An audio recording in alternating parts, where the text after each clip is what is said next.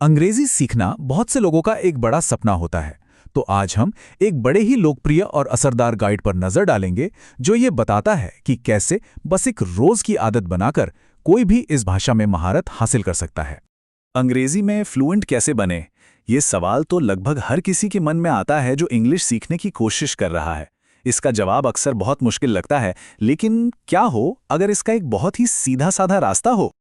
पर मजे की बात यह है कि जिस तरीके को आज हम समझने वाले हैं ना, वो खासकर हिंदी बोलने वालों के लिए एक बहुत ही सरल 5 स्टेप वाला समाधान देता है। चलिए एक एक करके इसे जानते हैं। तो आज का हमारा सफर कुछ ऐसा रहेगा। सबसे पहले हम समझेंगे ये 5 हिस्सों वाला लर्निंग मेथड है क्या। फिर हम देखेंगे कि इनपुट की पावर क्या है और आउटपुट की कला क्या होती है। और हाँ, आखिर में ये भी देखेंगे कि इन सबको एक साथ कैसे मिलाना है। तो चलिए शुरू करते हैं पहले हिस्से से, 5 पार्ट लर्निंग मेथड। इसे आप ऐसे समझ सकते हैं जैसे ये रोज के अभ्यास के 5 पिलर्स हैं, बिल्कुल एक डेली वर्कआउट रूटीन की तरह। तो ये 5 मौलिक आदतें हैं कौन कौन सी? पढ़ना, लिखना, सुनना, बोलना और याद करना। सोर्स के मुताबिक यही वो बुनियाद है जिसके ऊपर फ्लुएंट इंग्लिश की इमारत खड़ी होती है। और देखिए, सबसे ज़रूरी बात पता है क्या है? जब इन स्टेप्स को रोज़-रोज़ फॉलो किया जाता है ना, तो सुधार साफ साफ दिखने लगता है। ये सिर्फ कोई थ्योरी नहीं है, बल्कि एक प्रैक्टिकल तरीका है। अच्छा, तो अब आते हैं दूसरे हिस्से पर, द पावर ऑफ इनपुट। मतलब हम किसी नई भाषा को अपने अंदर सोखते कैसे हैं, एब्जॉर्ब कैसे करते हैं। यहाँ पर ना एक बहुत ही कमाल की बात कही गई है। सोर्स कहता है, जिस प्रकार हम हिंदी भाषा को सुनकर सीखे हैं, उसी प्रकार अंग्रेजी भी सीखी जा सकती है। सोचिए जरा, ये एक लाइन ही भाषा सीखने का पूरा नजरिया बदल देती है ना? तो जब हम रोज पढ़ते हैं, और हाँ, जोर से पढ़ते हैं और सुनते हैं, तो इसके फायदे जबरदस्त हैं। बोलने का अंदाज सुधरता है, दिमाग की इंग्लिश को पकड़ने, सुनने और समझने की ताकत बढ़ जाती है। कॉन्फिडेंस तो बढ़ता ही है, और पढ़ी सुनी बातें आसानी से याद रहती हैं। और सबसे बड़ी बात, धीरे धीरे दिमाग इंग्लिश में ही सोचना शुरू कर देता है।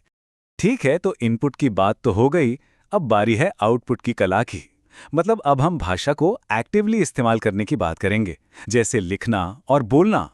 देखिए, लगातार बोलने की प्रैक्टिस से ना एक गजब का बदलाव आता है। शुरू में क्या होता है? कॉन्फिडेंस कम होता है, हिचकिचाहट होती है, बोलने में डर लगता है। लेकिन धीरे धीरे मंजिल कहाँ पहुंचती है? बोलने में क्लैरिटी आती है, जबरदस्त कॉन्फिडेंस आता है और प्रोनाउंसिएशन भी बेहतर हो जाता है। तो जब हम सीखी हुई बातों को लिखते और बोलते हैं, तो इसके भी कई फायदे हैं। पहली बात, जो सीखा है वो पक्का हो जाता है, हमेशा के लिए याद हो जाता है।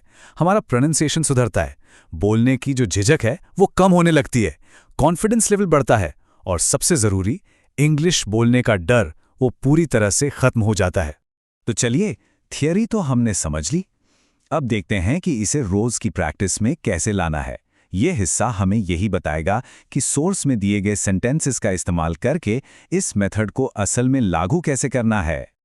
और यहीं पर आती है इस गाइड की सबसे खास चीज, डेली यूज इंग्लिश सेंटेंसेस। मतलब रोजमर्रा की जिंदगी में इस्तेमाल होने वाले इंग्लिश के वाक्य। यही वो प्रैक्टिकल टूल है जिससे वो 5 पिलर्स एक साथ काम करते हैं। और आपको पता है, शुरुआत करने के लिए सोर्स में 6000 से भी ज्यादा एग्जाम्पल्स दिए गए हैं। चलिए फटाफट कुछ उदाहरण देखते हैं। देर मत करो, डोंट बी लेट। जाहिर सी बात है, ऑब्वियसली। क्या हुआ? What happened? अब देखिए, ये बस 3 छोटे छोटे उदाहरण हैं, लेकिन ये दिखाते हैं कि शुरुआत कितनी आसान और सीधी हो सकती है। और याद रखिएगा, प्रैक्टिस के लिए मटेरियल की कोई कमी नहीं है। सोर्स में 6000 से ज्यादा ऐसे सेंटेंस हैं, मतलब सीखने के लिए एक पूरा खजाना है। 6000 ये एक बहुत बड़ा नंबर है, लेकिन इन हजारों वाक्यों से भी ज्यादा जरूरी एक और नंबर है, और वो नंबर है 1। क्योंकि सीखने के लिए जो सबसे जरूरी दिन है ना, वो आज है। ये पूरा मेथड तभी काम करेगा जब इसे शुरू किया जाएगा।